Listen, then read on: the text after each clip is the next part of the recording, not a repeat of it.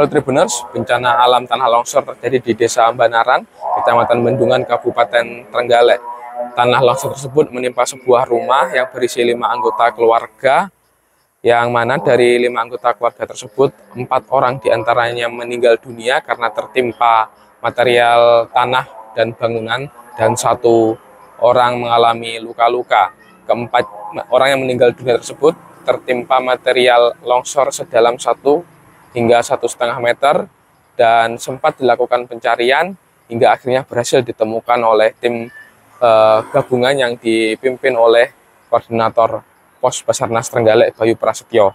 Kali ini kita akan wawancara dengan Bayu Prasetyo bagaimana proses evakuasi dari korban tanah longsor tersebut hingga akhirnya keempatnya berhasil ditemukan.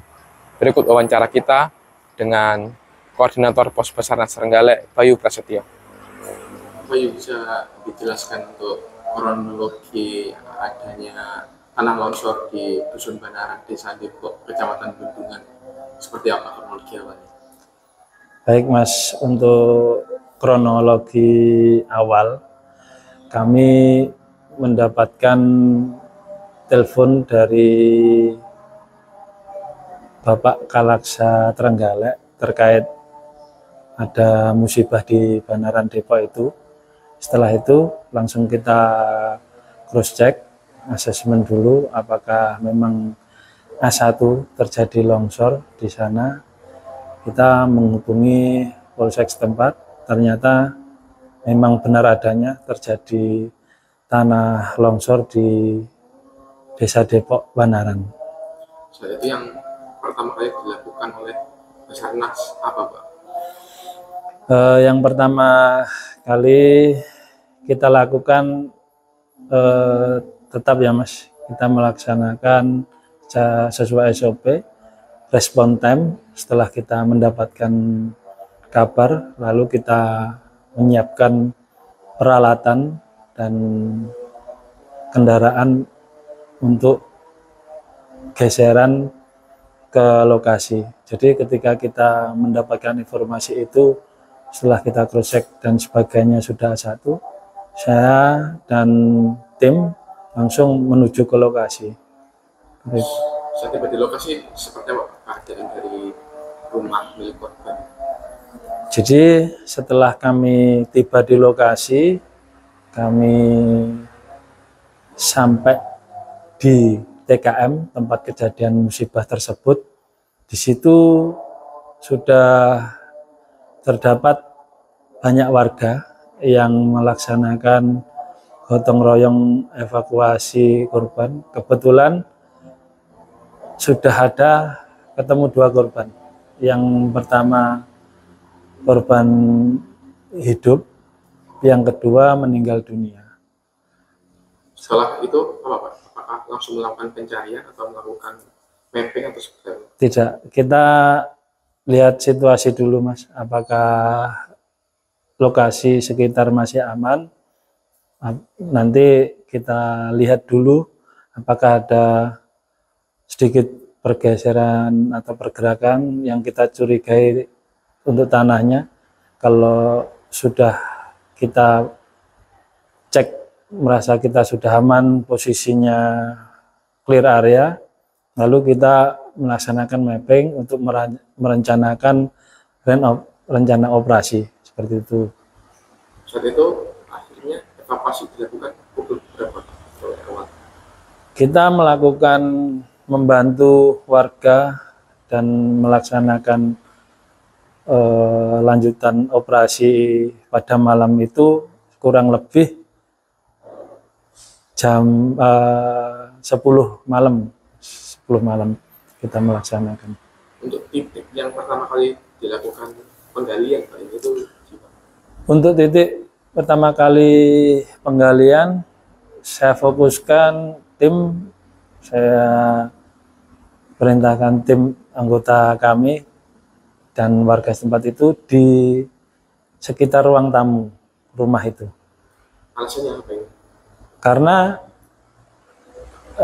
menurut yang diketemukan sebelumnya itu di posisi ruang tamu, kebiasaan keluarga ini memang biasanya beristirahat di sekitar ruang tamu. Gitu itu.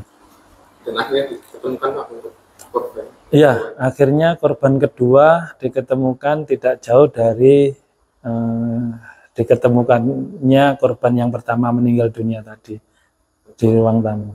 Interval waktunya Pak antara korban pertama dan korban kedua ditemukan ini cukup lama. Kurang lebih 45 menit, Mas. Kalau untuk interval waktunya. Untuk malam itu masih dilanjutkan seperti apa pencariannya Pak? Gimana? Untuk malam tersebut apakah tetap dilanjutkan atau dihentikan dulu untuk pencariannya atau gimana Pak? Setelah kita menemukan korban yang ketiga meninggal dunia itu, kita berhentikan sementara karena ketika kita melaksanakan evakuasi tersebut tiba-tiba ada pohon tumbang yang mengakibatkan kita panik ya, semuanya tim SAR yang melakukan, tim gabungan dan warga setempat itu sempat panik, lari berhamburan. Ada pohon tumbang itu dan waktu kita beri penerangan di posisi titik pohon tumbangnya itu ada sedikit pergeseran tanah. Lalu akhirnya saya putuskan operasi SAR kami hentikan sementara, baru kita lanjutkan besok pagi. Seperti itu. Kalau untuk saat itu apakah masih terjadi hujan? Kalau saat itu pas waktu saya melaksanakan evakuasi tidak ada, kebetulan tidak ada hujan. Lalu Pak untuk pagi hari ini seperti apa Pak?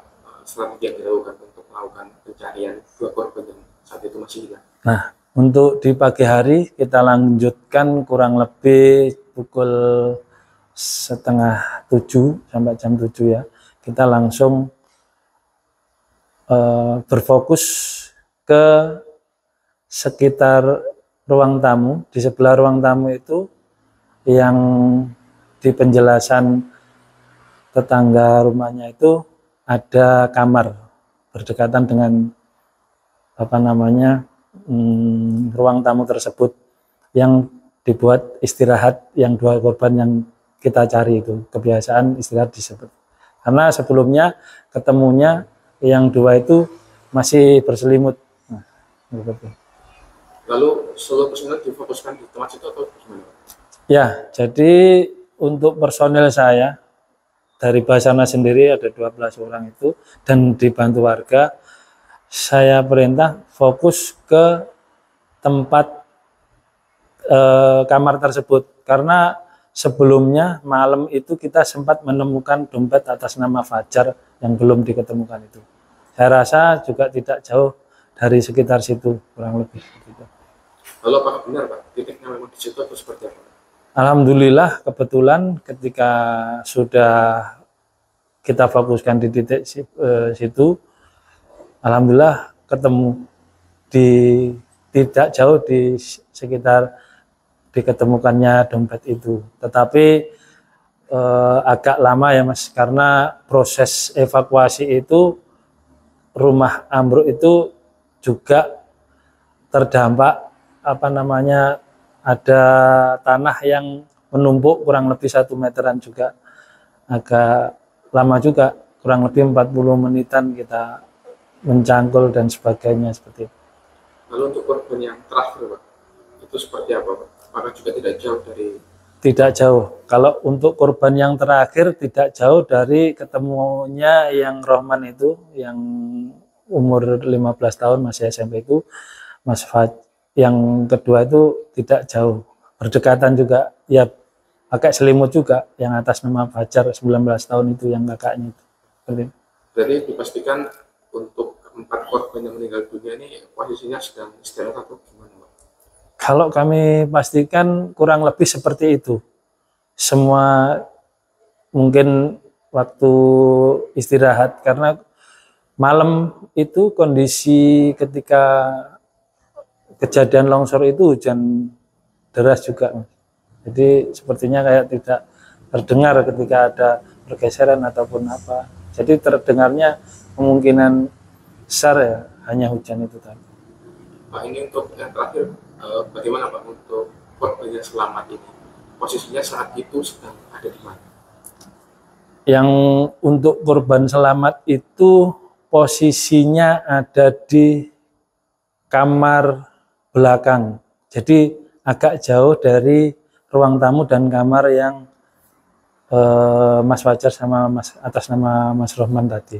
Jadi kebetulan yang masih hidup itu sesuai yang diceritakan ke saya untuk penemuannya itu, jadi